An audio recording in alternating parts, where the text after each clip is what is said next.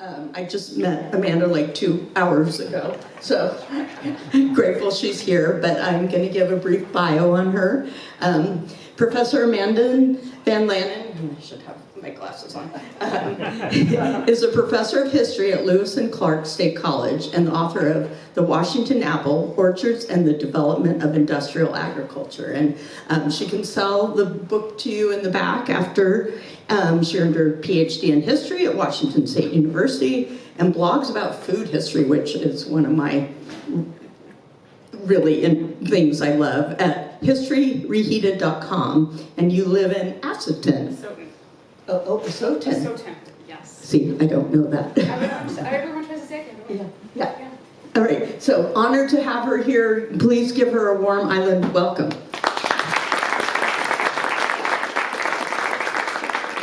Thank you so much for having me. I have to say, I've been doing this, I'm at the end of my 2-year stint for Humanities Washington, and you all have been the most incredibly generous, fantastic hosts. So thank you all for having me. I understand you do have quite a rich history of orchards here on the island. So fortunately, we have a few folks in the audience who know a little bit about more than I do. So if we have questions about that come up, I may defer to some of those folks in the audience to help me out here, since I am not as familiar with your local history. But I do know a lot about apples. And what I want to talk about today is how Washington became the apple state. I talk a lot more about these things in my book, which is in the back. So I am happy to take questions as we go. If you think of something, feel free to stop me. We don't have to wait till the end. I would be happy for this to be a conversation. So please do ask questions.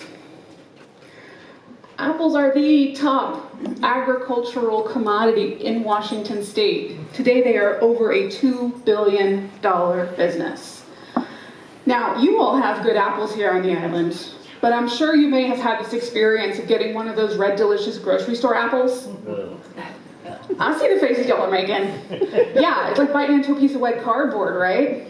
I think someone in your article that you ran in your local paper called them bags of water. That actually sounds more appealing. I'm just curious, I don't see raspberries. Raspberries are not in the top 10. Really? They do not make the top 10, and I'm not quite sure where they rank on the list. But we do grow a lot of raspberries too. A lot of all kinds of berries. We have a very, very diverse agricultural sector here in Washington. So yeah, that's a great question. So I grew up on an island as well, Saipan in the middle of the Pacific Ocean. My folks were missionaries. And we had a mango tree in our front yard, so that's what I like to eat, because they were fresh and they were there and they were delicious. The grocery store apples that we had in our grocery store were those red, delicious apples that are just disgusting. And I never could understand why anyone got excited about apples until I moved back to Washington as an adult. It was like, oh, these are great when you get them out of the orchard fresh and when you get something besides a grocery store red delicious. So one of my questions was, how did we get to this point where we are going from a fruit that is really quite delicious and has a whole different variety of flavors and textures? The fact that I lived on a tiny little island in the middle of the Pacific Ocean and we had apples in our grocery store year-round, that's pretty incredible. So how did that happen? And so that's kind of all part of this story about how Washington became the primary apple producer. Anyone want to guess what percentage of the nation's apples Washington grows? 70. I hear 90, I hear 60. 70. It's 70. Most years, right about 70, which is a lot. I actually had a job interview in Georgia several years ago, and they had just had a local apple festival, and they told me that the gift baskets the organizers gave away were full of Washington apples. So we've got some reach, even if they are those terrible grocery store apples. So part of this is thinking about why it changed, right? Why it became industrial. So just to kind of set the stage, we got to think a little bit differently about commercial versus industrial. So commercial, you're selling to people. Industrial is a step beyond that. That is thinking about uniformity and every apple being exactly the same. And so that's what ends up happening in central Washington in the 1910s and 1920s. We can see this pretty clearly when we look at the agricultural census from 1917. Now, I live in Stoughton County, which is as far southeast as you can go in Washington and still be in Washington. I can see Idaho right across the river from my house. We had over 37,000 trees, and we are super proud in Stoughton County of our orchard heritage. That's a lot of trees. King County, at this time, also a lot of trees. Unfortunately, this particular census year does not have numbers for San Juan County because someone dropped the ball and didn't get the numbers turned in.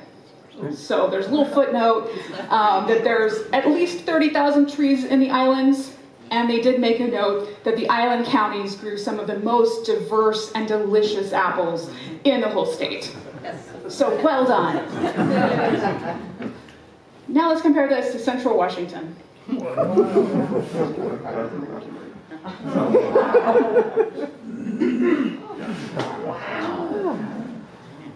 Have folks been to Eastern Washington?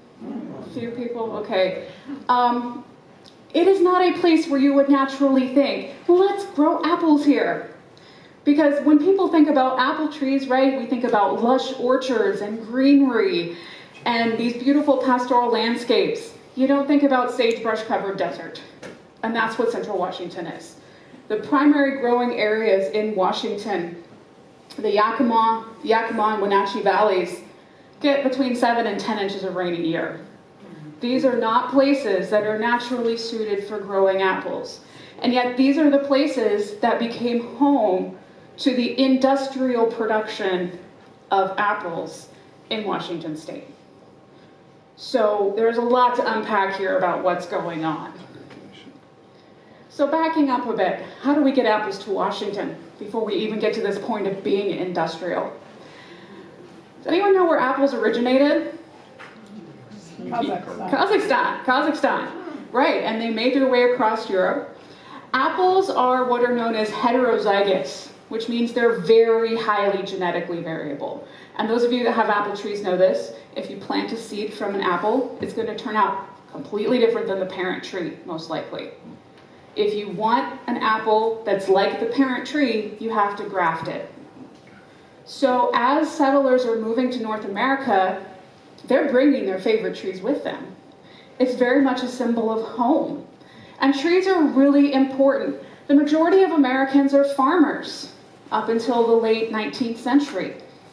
Every farm has an orchard. Everyone is growing apples. You can use apples for so many things. You can eat them fresh, you can dry them, you can make apple cider out of them, which thanks to the temperance movement kind of went away, but was very popular for a long time.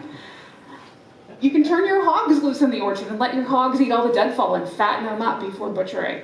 Super useful. So everyone has apples. They are really ingrained in American life. Now they serve another purpose as well.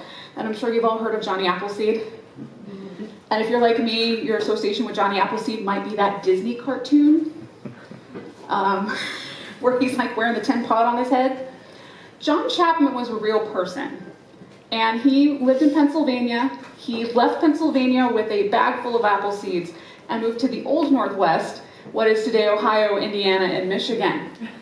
And he did eventually become a barefoot preacher, wandering around the countryside giving away apple seeds and religious literature. But before that point in his life, he was an astute business person. He owned several nurseries in what is today Indiana and Ohio. Now, why is that important? Well, to prove your land claim in the Old Northwest, you had to plant 50 pear or apple trees. And that's how you proved you owned the land. So apple seeds were in great demand. Even better if you can buy trees from a nurseryman like Johnny Appleseed and you get that head start with your trees. So nurserymen are very important as Americans move west, not only for trees being something so important for the farm, but because of that symbolic nature of them proving land ownership. In the Northwest, the very first apple tree was planted at Fort Vancouver sometime in the 1820s. We're not sure exactly when. News reports ran during the first summer of the pandemic that the old tree had died. But when I went to Vancouver this last spring, they told me that it was not in fact dead. It had started sprouting new shoots from its root. So it still lives. It's back from the dead. Fort Vancouver in the 1820s was an outpost of Hudson's Bay Company, the fur trapping company. And they had a bit of a problem. The fur trappers did not like local Northwest food. I don't know what was wrong with them, but they didn't like salmon. Go figure. So the company was spending just insane amounts of money shipping flour around the Cape of Good Horn. One winter in particular, the guys got so hungry they butchered 600 horses and ate them for meat. This is not sustainable. This is just costing way too much money. And then we got to replenish our horses, and it's just... So John McLaughlin, who's in charge at Fort Vancouver, decides, you know what, let's try to grow some of our own food. This is something that had been tried at Hudson Bay Company outpost further east. And so he sends off to the London Horticultural Society for a wide range of seeds. All kinds of grains, fruits, vegetables. And what do you know? The Willamette Valley is really great for growing stuff. So the farm is successful in that respect. Now the story of how the first apple tree gets to Washington, I'm not sure if it's true, but it's a lovely story. It goes something like this. There was a young officer getting ready to leave London to come to Fort Vancouver, and his friends were having a farewell dinner in his honor. And there was a beautiful young lady sitting next to him at the dinner, and at the end of the dinner, as was often custom, fresh fruit was served. She took her apple seeds and wrapped them neatly in her handkerchief and tucked them in his coat pocket and said, "Remember me when you get to Fort Vancouver." Right? It's beautiful. Fast forward, however long it takes him to get there, and he finds the seeds in his pocket, and they plant them, thus giving birth to the fruit industry in the Pacific Northwest. I mean, you can't get a better founding tale than that. What does give this story a little bit of credence is that it was repeated very early. Narcissa Whitman does write about this in 1836 in her journal. So that early, within a decade of the tree being planted, this story was being circulated. We also know that members of the London Horticultural Association visited Fort Vancouver and brought seeds. So that's a likely source as well. But either way, we now have apples in the Northwest. John McLaughlin is very generous with sharing his agricultural knowledge and sharing his seeds. When Marcus and Narcissa Whitman and Henry and Eliza Spalding, some of the first missionaries in the region, come to Fort Vancouver, McLaughlin gives them cuttings of the tree. So they take them to Walla Walla. They take them to the mission in Lapwai, Idaho.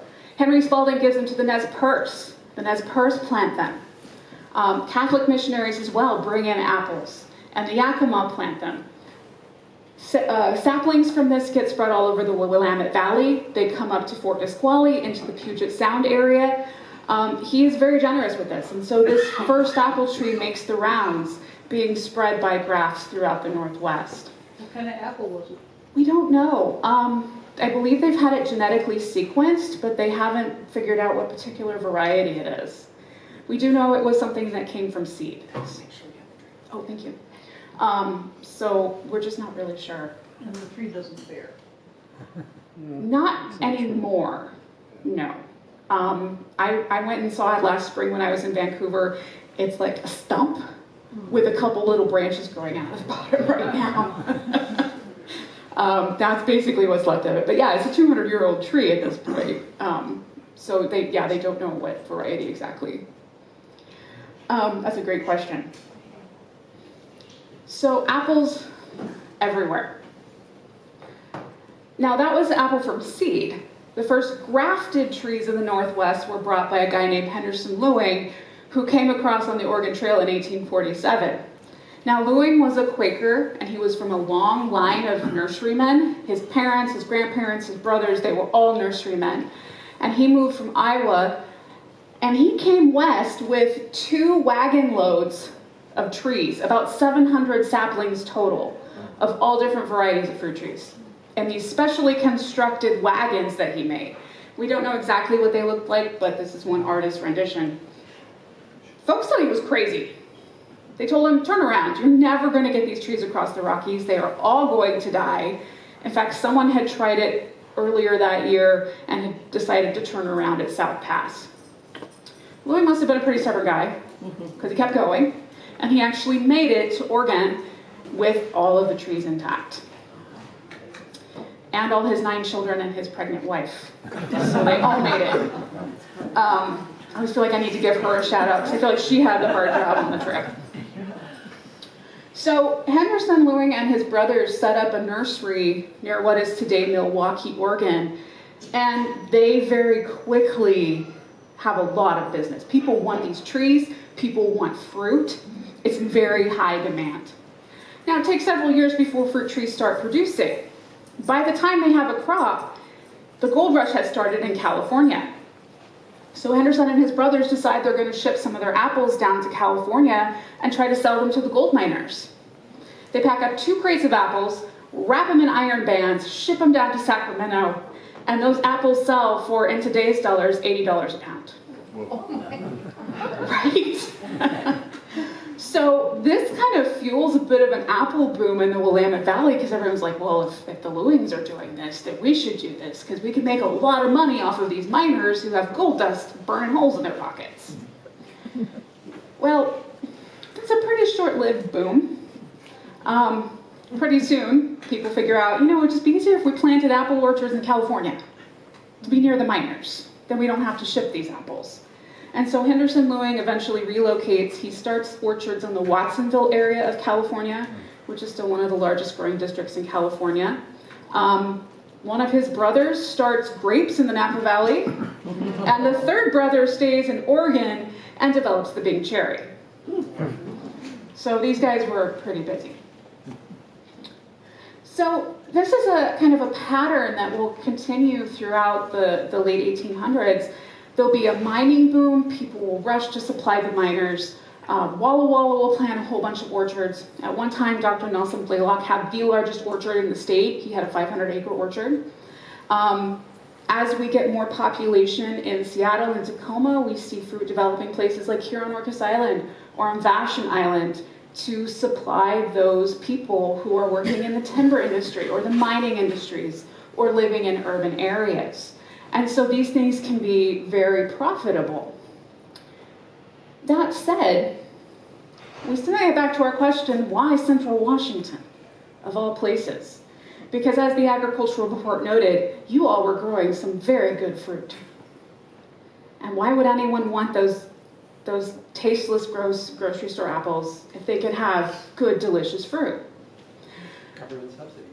What was that? Government subsidies. Kind of, not entirely, but kind of. Bureau of Reclamation. Bureau of Reclamation, yeah, irrigation comes in. So we have a couple factors going on. One is that by the early 1900s, more and more Americans are moving to cities. And so 1920 is the first census where we have the majority of Americans living in cities. So we've got growing urban populations that need to be fed. We go from a point in the 19th century where 80–90% of Americans are farmers to a point where less than half of us are farmers. And that number just keeps declining. So there is this kind of push to feed urban populations. The other factor we have is railroads. Transcontinental railroads and other lines being built. Railroads make money by hauling things. So in 1885, the Northern Pacific completes its line across Washington.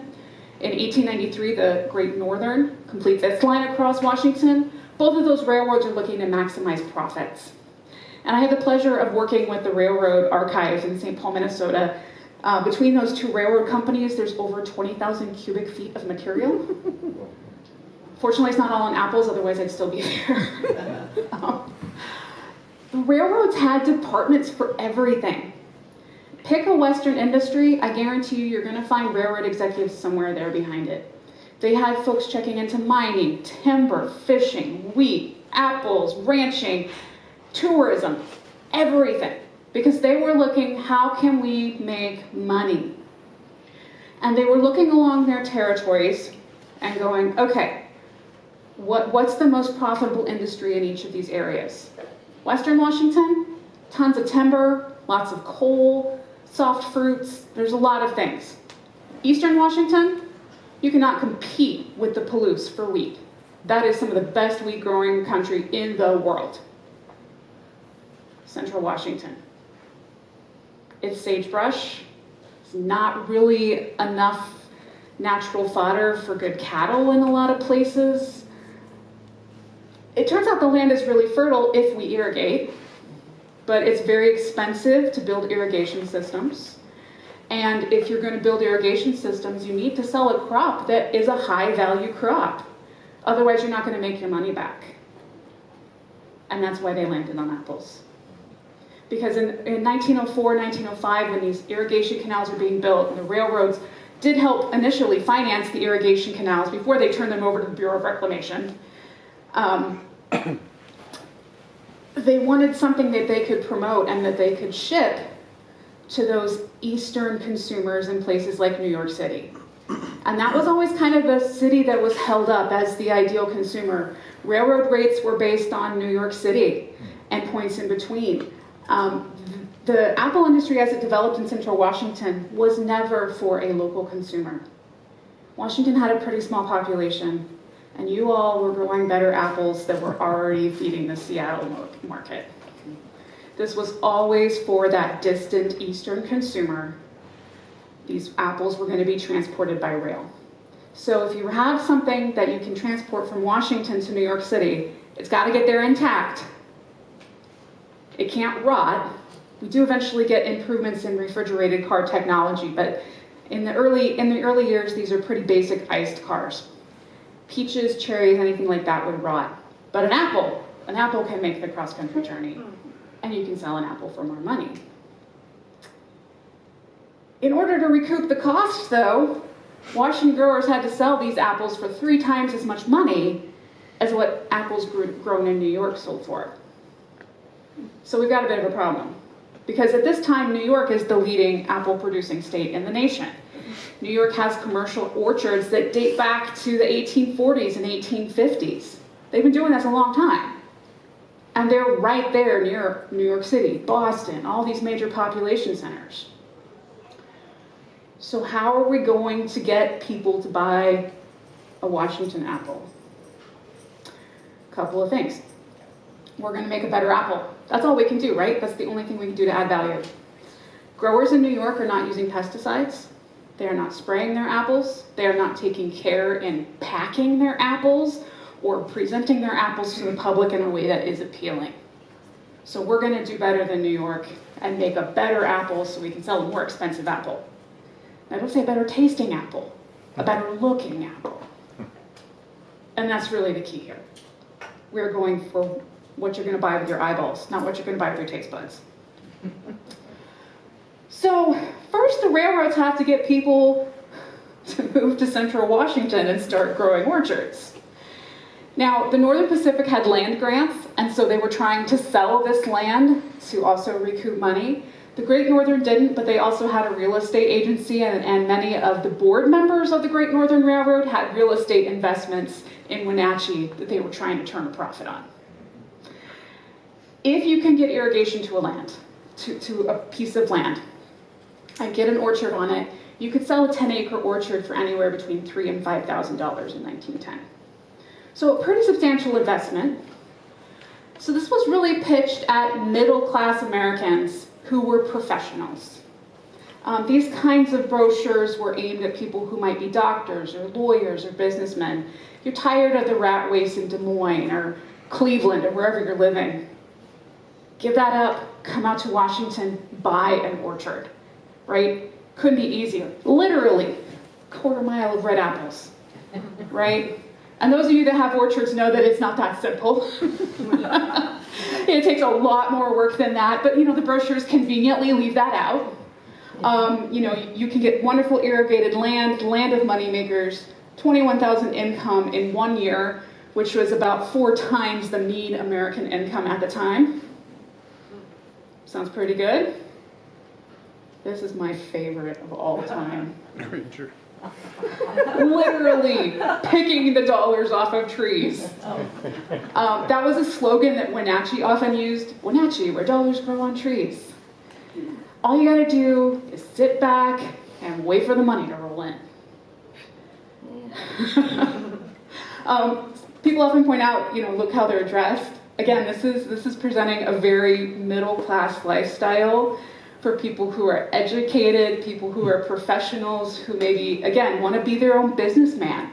These brochures would talk a lot about how great the schools were, all the community clubs, all of the economic opportunities, how great of a place this is to live. You are not just buying an apple orchard, you are buying a whole lifestyle. Okay? So people came out. As you can imagine, there's a big gap between this and the reality of Central Washington. I never was able actually to track down figures on how many people failed and had to leave. The historian John Fahey says that 75% of people who came out to these orchards failed. He didn't footnote that source, so I wasn't able to double check it, but a lot of people failed. Oftentimes people would come out having bought an orchard sight unseen. They would get off the train in Central Washington and find that the irrigation canal didn't quite get to their property yet, even though they thought they were supposed to have irrigation water. Big problem. Or even if the irrigation canal did get to your property, you were a lawyer in Chicago. What do you know about irrigation or growing trees or pruning trees? This was a big problem. The state agricultural colleges and the state board of horticulture kind of had to step into the gap and educate people really quickly. I found lots of accounts of people not knowing how to plant trees even, planting them too deep, or packing the dirt around them so the trees were like basically set in concrete, not knowing how to prune their trees. One guy from Sunnyside, Roscoe Scheller, he wrote a really fantastic memoir about his parents moving to Central Washington. And he said the first time the horticultural agent came out and showed his dad how to prune, his dad was just like blanched because the guy took so much off the trees. And his dad was like, what are you doing? You're gonna kill my trees. Like, no, you have to prune them back like this. So there's a really steep learning curve for people. And the agricultural colleges like Washington State College, later Washington State University, play a really important role in helping folks get up to speed so that they can be part of this new industry. Now, if we're gonna grow a perfect apple so that we can get that higher price in New York, we gotta think about what variety we're gonna grow. And there are all kinds of varieties of apples. This is from the National Apple Show in Spokane. Spitzenberg, Rome Beauty, Newtown Pippins, Jonathan, Wolf River, Wagner. I mean, there are literally thousands of varieties of apples. And so figuring out what to plant, what's gonna work for the climate in Central Washington, more importantly, what are consumers gonna want?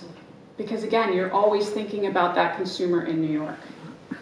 In the early years, one of the apples they grew a lot of was a Ben Davis, which every single account I came across, the farmers said, oh, I don't eat Ben Davises. They had really thick skin. No one liked them. But because of that thick skin, they would handle shipping. They could get to the market in one piece. So people kept growing them even though no one liked them. And so this is the kind of situation we get into. Very early on, officials in the state horticultural department are like, maybe we should pick 4 or 5 varieties that we grow commercially and kind of stick to those and get really good at them.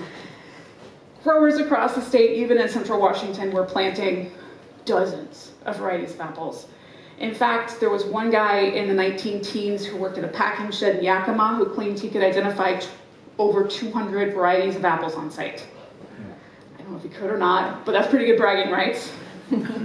So it's a little bit chaotic. Eventually, growers in Central Washington will pare that down to about 5 or 6 varieties, particularly after the Great Depression, when a lot of farms are forced to foreclose. And that's when we really start to see the Red Delicious taking dominance. That becomes one of the few varieties grown commercially in Central Washington. Now, if we're gonna have that perfect apple for your consumer, it needs to look good. It needs to not have wormholes in it.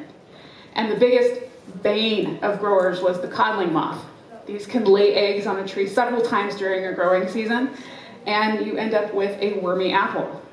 Now again, growers in other parts of the country were not using pesticides yet. It's predominantly West Coast fruit growers that are some of the first folks in agriculture to use pesticides because they want to create perfect fruit for these urban Eastern consumers. Well, how do you get rid of the pest? That's a $64,000 question in 1910. People tried all kinds of concoctions. I saw tobacco, whale oil, sour milk, sulfur, all kinds of things. The thing that eventually worked, lead arsenate. Yep. It killed them off dead. It worked. Folks often talk, when I give this, that they're not wearing safety equipment. People knew that lead and arsenic were poisonous substances. People were not unaware of that in the 1910s and 1920s when they started using this stuff. But all the accounts I found, they just thought it was too cumbersome and too hot to wear any kind of mask or safety gear while they were spraying. It's over 100 degrees often in central Washington when you're spraying in the middle of summer. This is pre-OSHA, pre-regulation. In fact, the only regulations that the state had about these pesticides was that they needed to have the amount of arsenic that the label said. Yeah, they need to be potent enough so that growers don't buy the stuff and then it doesn't have enough arsenic in it.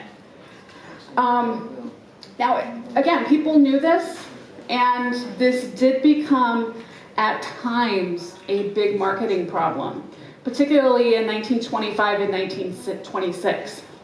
Now, the United States never had any limit on how much arsenic could be in food, even though we have an FDA by this point. There is no limit. The British, however, did have a limit, and 80% of American apple exports went to Great Britain at this time. In 1925, apples start showing up in Great Britain with 50 times the amount of arsenic allowed, 100 times the amount of arsenic allowed. The British public starts getting very panicky, and the British government threatens to halt American imports. Now, this is only maybe 5% of the apple crop, but it's still significant amount of revenue. But the bigger problem is, as this is happening in Britain, we get all these headlines coming over to America that maybe American apples aren't safe. And so they have to do something to figure out this problem.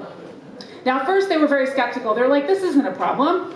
What are you talking about? We spray this stuff all the time without safety gear and we're fine.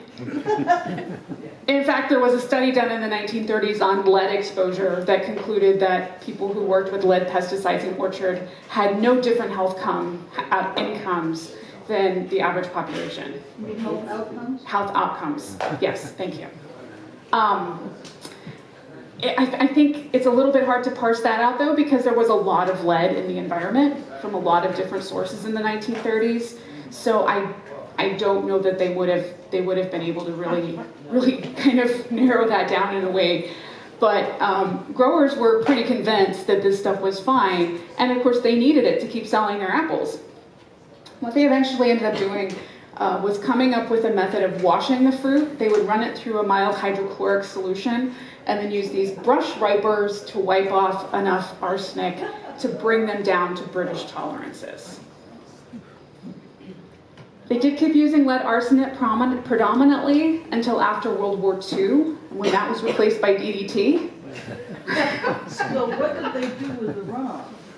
It is still there. It is still there. Orchards in central Washington, former orchards in central Washington, still have dirt that is full of lead and arsenic. It is a huge EPA Superfund issue. In fact, they've had to do a lot of soil remediation in central Washington as they've turned orchards into subdevelopments, or in some cases, school playgrounds.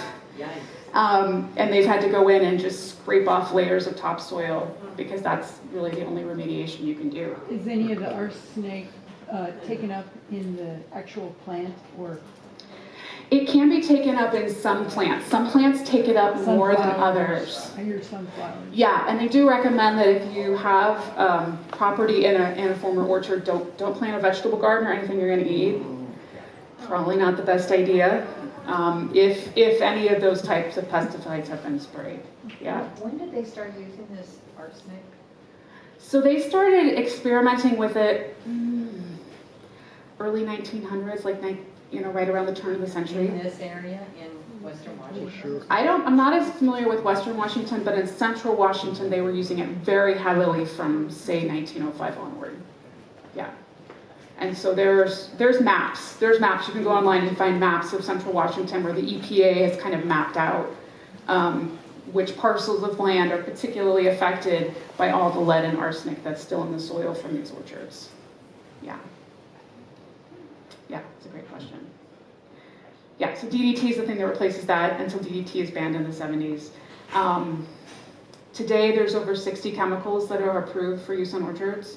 They don't use them all at the same time, but they still do pretty intensively use quite a few chemicals to get apples that are perfect looking. Yeah, other questions? That's always a bit of a downer in my presentation. Talking about arsenic, and it's like, oh. So we've got this apple that's perfect and without wormholes. The next bit of this is presenting it to consumers in packaging. Now back east, they were using barrels because they had hardwoods. That was kind of a traditional packing method. We don't have the hardwoods as much out here. We do have a lot of pine and softwoods that are much more suited for boxes. The other thing is that boxes are much easier to load on a rail car. So the prevailing advice for packing apple barrels in 1910 was to squish the fruit down until you saw juice running out the bottom, and then hammer on the lid.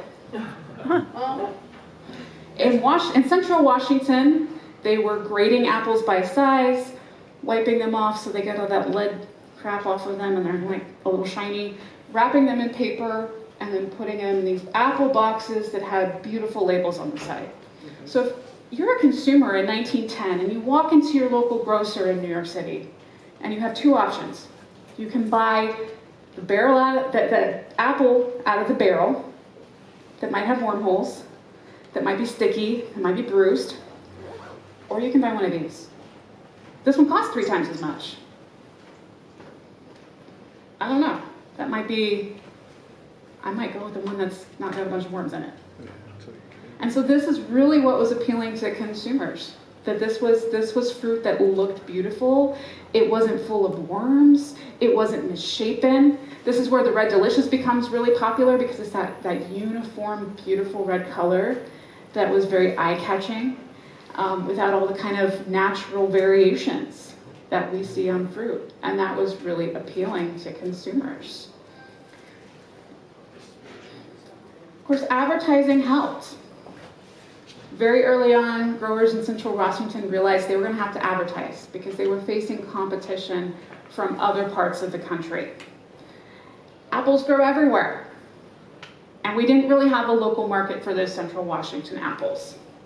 So the apple box label kind of becomes the first line of offense. That's the thing you're going to see when you get that box at the grocery store. And growers, there were hundreds, literally hundreds of brands in Central Washington, each with their own apple label. The cover of your book resembles one. They actually looked at a bunch of old apple labels and kind of made it look like one. Yeah. Branding was really important. This is an era when we're starting to see kind of the birth of a lot of brands. The Northwest Fruit Exchange created the Skookum Indian in 1916. This is perhaps the best known of the Washington brands. In the 1920s, the Northern Pacific did a study. They asked New York consumers, what kind of apples do you buy? Now, most consumers couldn't name a brand. They're like, I don't know, I'll buy the red ones.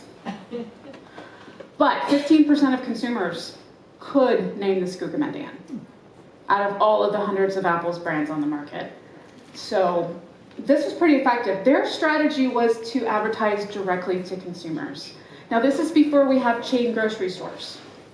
So typically how fruit would be distributed is it would be shipped across country. Someone would buy a boxcar, and they would then, the person who bought that boxcar of apples would then sell it to all the local markets. So their thinking is, we'll target consumers. This was actually from Good Housekeeping magazine in the 1920s. We'll target consumers, and then consumers will go to their grocery store and say, hey, how come you don't stock Skookum apples? They gave away coloring books, cookbooks, little dolls, apple cores, all kinds of swag, trying to get people to buy their apples. Most of the other cooperative brands targeted that middleman. They didn't really see the need to target consumers. They targeted the people who were buying the boxcars of apples to distribute to grocery stores. So different strategies, but at the end of the day, all the same thing. Trying to make the case that Washington apples are healthier than apples grown elsewhere.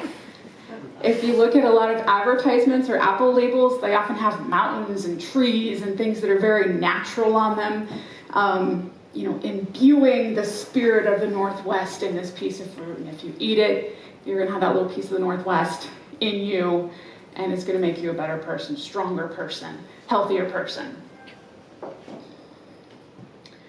In addition to that kind of advertising, there were some other things they used in the early years I just like to talk about because I think they're interesting. Fairs were very important in the 19-teens, and in 1908, Spokane decided it was going to host a national apple show.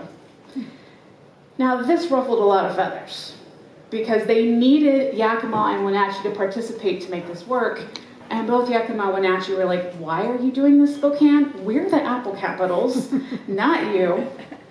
But Spokane was trying to position itself as the center of the Inland Empire in the Northwest, and so they talked Wenatchee and Yakima into participating. This show was plagued with problems from the start. It never was a national show. In 1908, growers back east were like, what, Washington? They grow apples out there?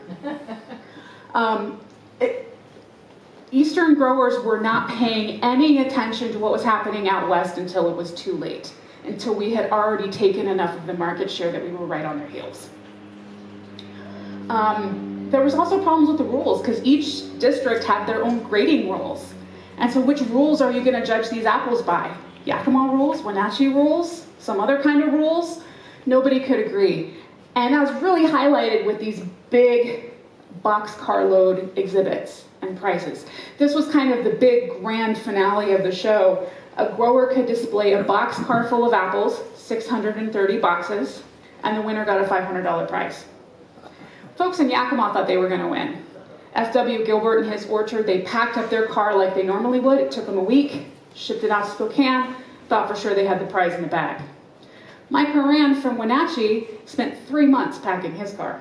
He hired a team of crack pickers to pick only the best fruit. And guess what? Wenatchee won. They had a big celebration in town. Somebody started a bonfire. They nearly burned down the hardware store, but they had a great time.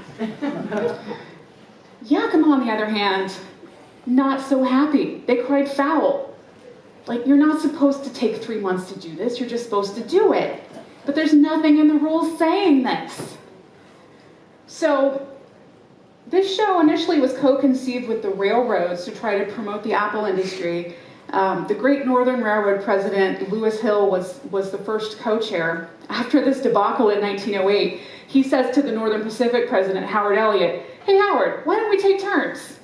I'll do it a year, you do it a year, we'll make the UP president do it for a year, we'll just rotate it around. And Howard Elliott says, sure. 4 years later, Howard Elliott is still the chair of this thing, and he can't get rid of it. And he says, this is the biggest headache in my life.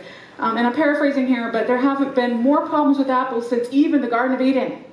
Like, I can't deal with these people.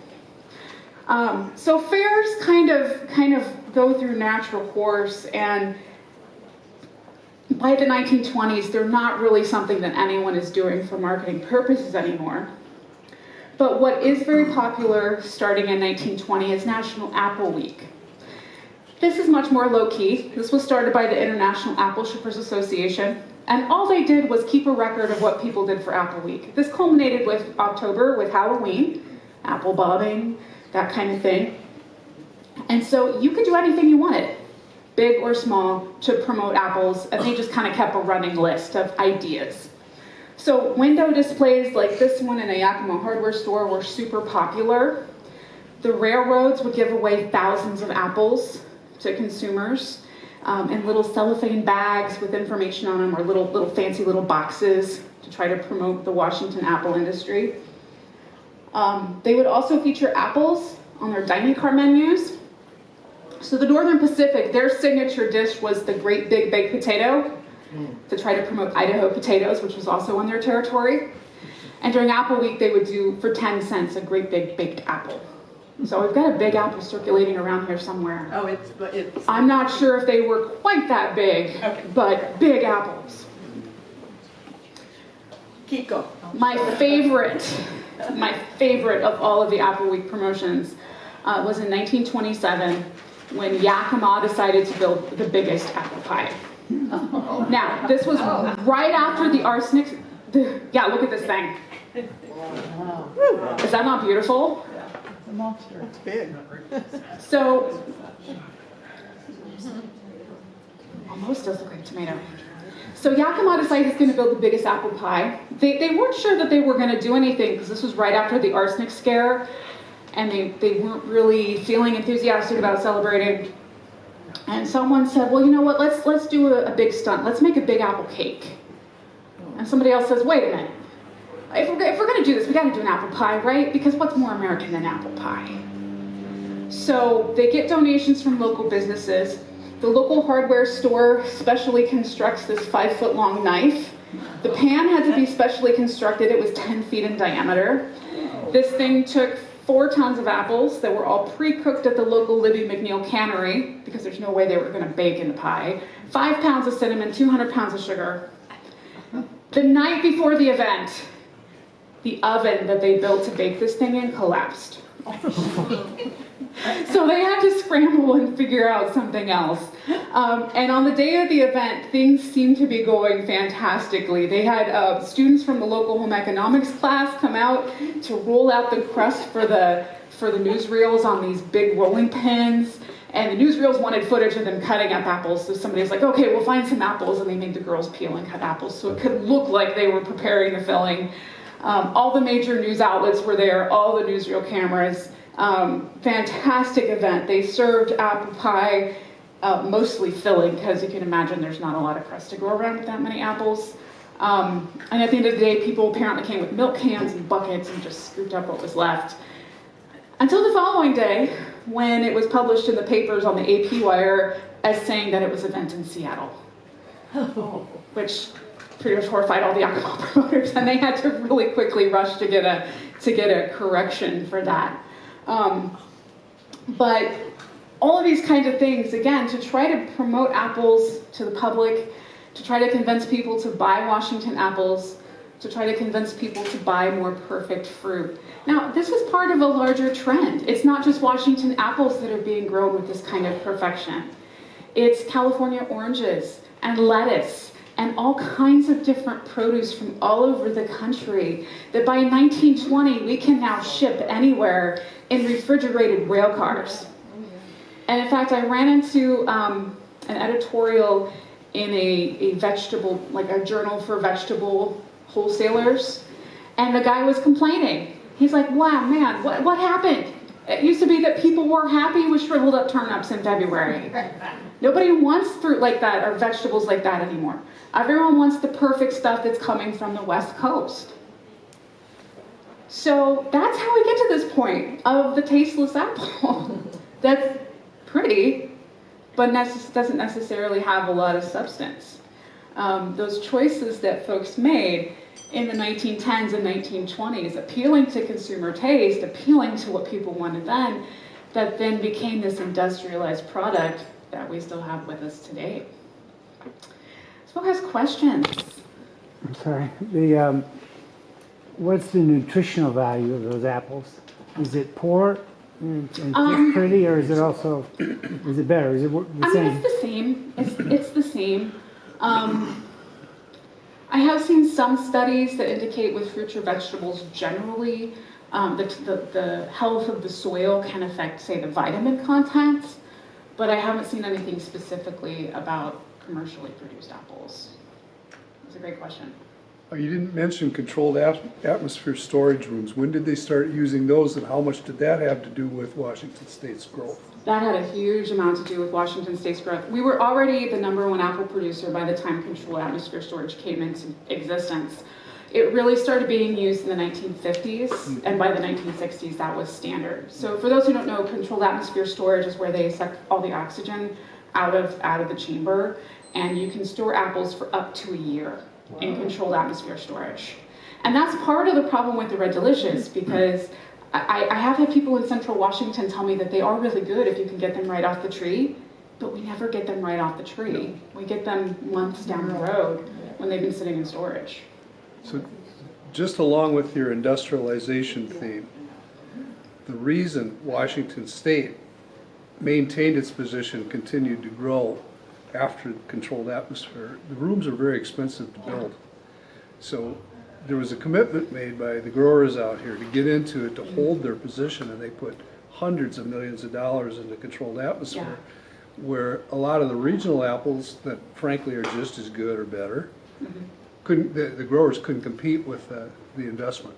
Yeah, so for those who can hear, the growers can compete with the investment of the controlled atmosphere storage.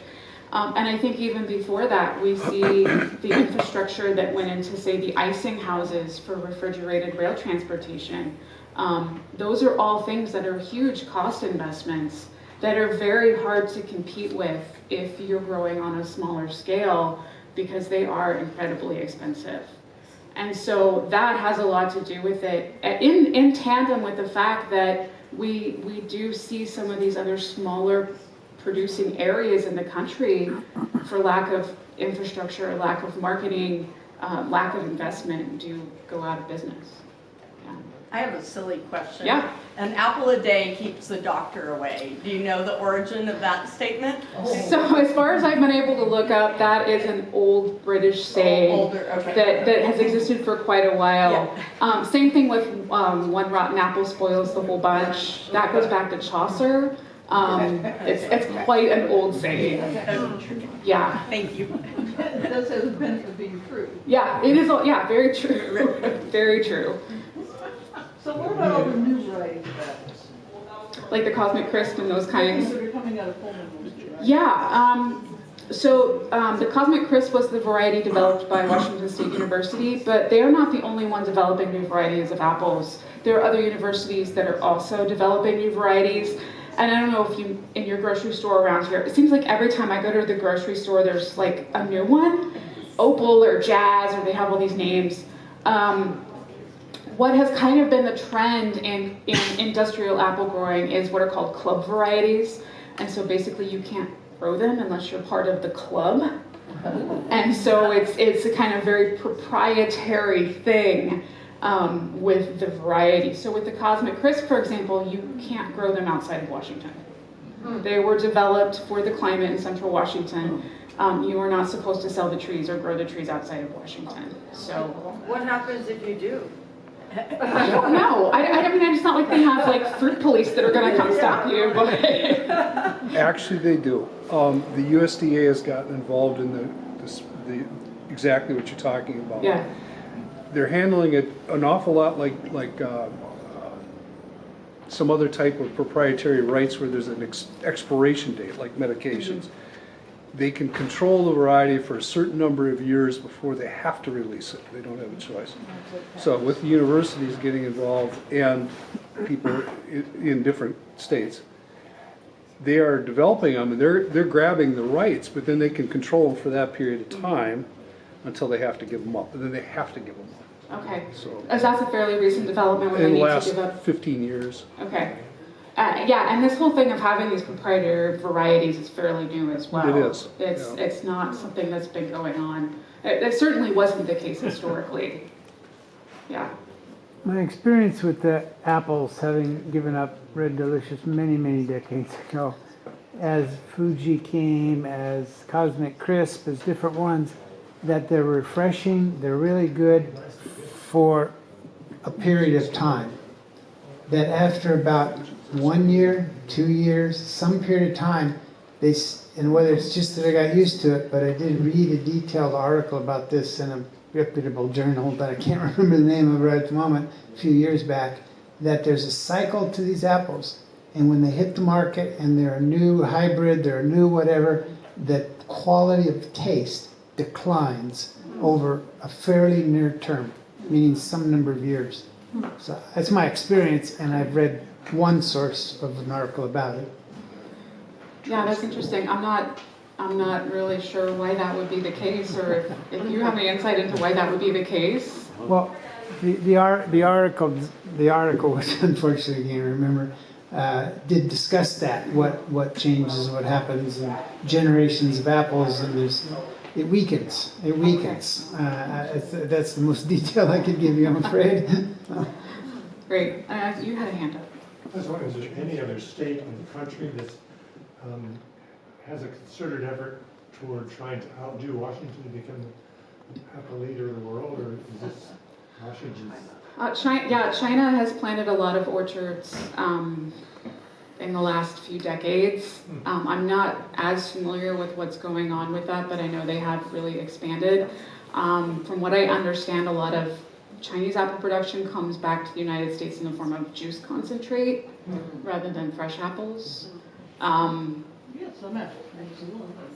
Yeah, and there's some of the orchard companies that also have holdings in places like Chile, so that they can have apples on the off season from us and market those as well.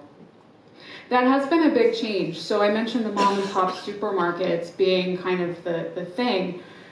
As we start to get chain supermarkets, that changed a lot, particularly with things like Walmart and super centers like Walmart, who only wanted to deal with one purchaser. They didn't want to have to go around to a bunch of different orchards and cooperatives to supply their national chain. And so that's something that in the 70s and 80s and 90s helped drive a lot of consolidation as well. We see a lot of abandoned apple trees randomly around the island, and a lot of them still produce a lot of apples. How long can a tree produce if it's untended or cared for?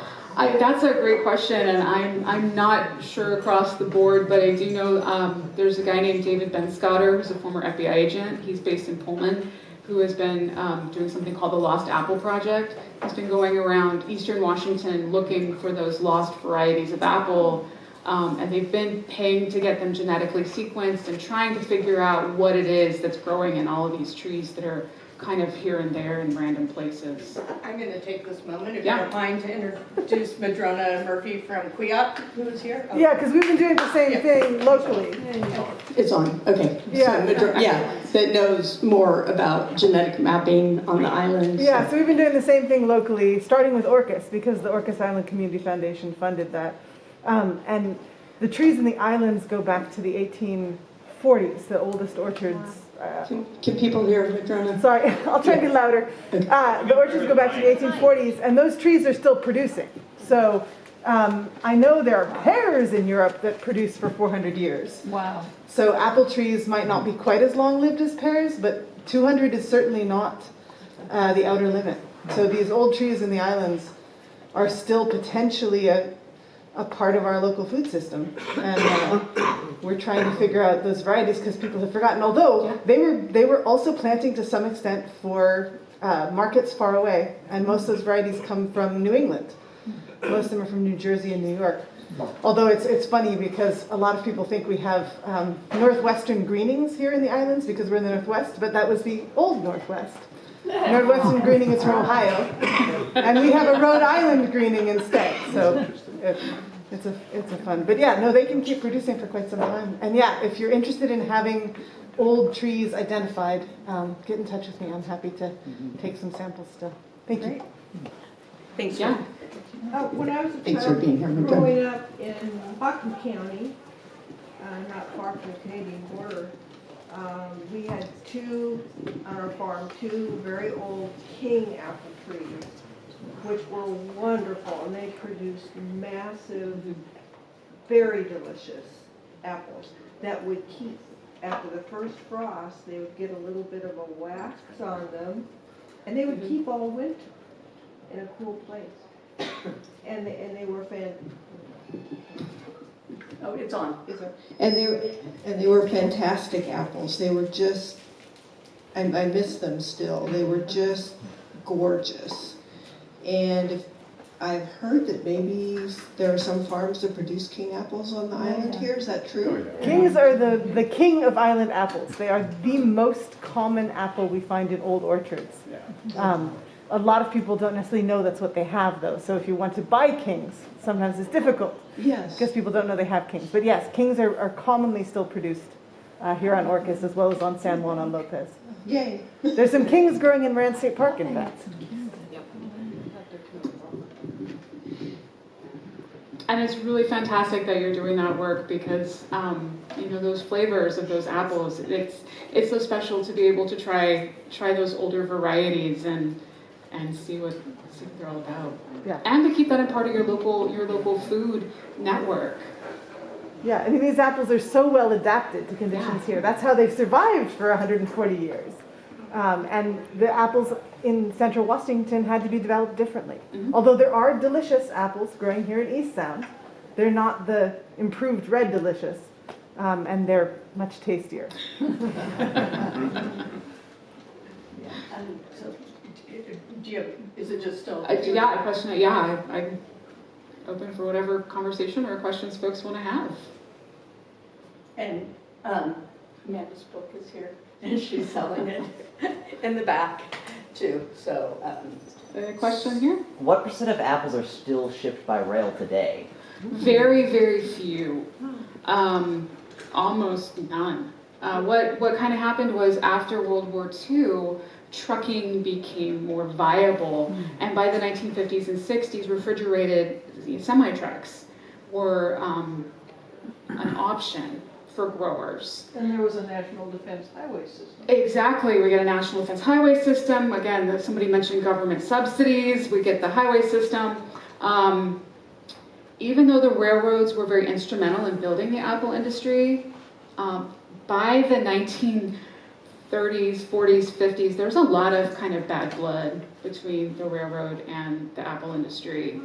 A lot of arguments over how much it costs to ship, what kind of service they're getting at loading facilities and ice houses, and the railroad was in the grower's opinion, not being as flexible or as amenable to their needs, and so a lot of them shifted to trucking, and eventually, I think in some ways kind of mutually, they parted ways.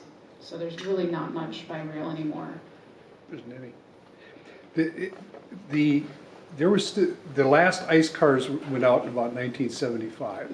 Not with fruit, it was carrots, and that was kind of the end of it. They started shipping. The railroad started using all mechanical refrigeration, pretty much, in about '68. But they were still using quite, a lot of vegetables, still ice cars up to '68. '75 was the last one. And then by 1980, the railroads unanimously canceled any fresh rail produce contracts because they couldn't make any money doing it. So they just took all those cars out of service. They were all getting old. They took them out of service, and you could no longer ship produce by rail. It's really expensive to run that equipment as well, and logistically, because it is mechanically refrigerated or ice cars, either way, you can't just use them for anything, and so there's a lot of kind of logistical problems the railroads had with that too. The other problem with it is the average rail car kept getting bigger and bigger to the point where the average rail car was equivalent of 3 big trailers, semi-trailers. So it was way too much to handle, and the labor for unloading a rail car is horrific. So that killed it. Yeah. There was briefly, early 2000s, there was briefly a 3-day service for refrigerated produce that ran out of central Washington to unloading facilities in New York. Yeah. That was supposed to be on a 3-day turnaround to get fresh produce to the East Coast. And they weren't able to make a go of that. They just had too much trouble getting the train there on time. The turnaround times for the cars, it didn't work. So we have time for one more question, but then informal conversation Yeah. afterwards. Does that sound good? Any other questions? But I know you'll be. I'll be around, yeah. And so can we give you a round of Sure. applause? Thank you all so much.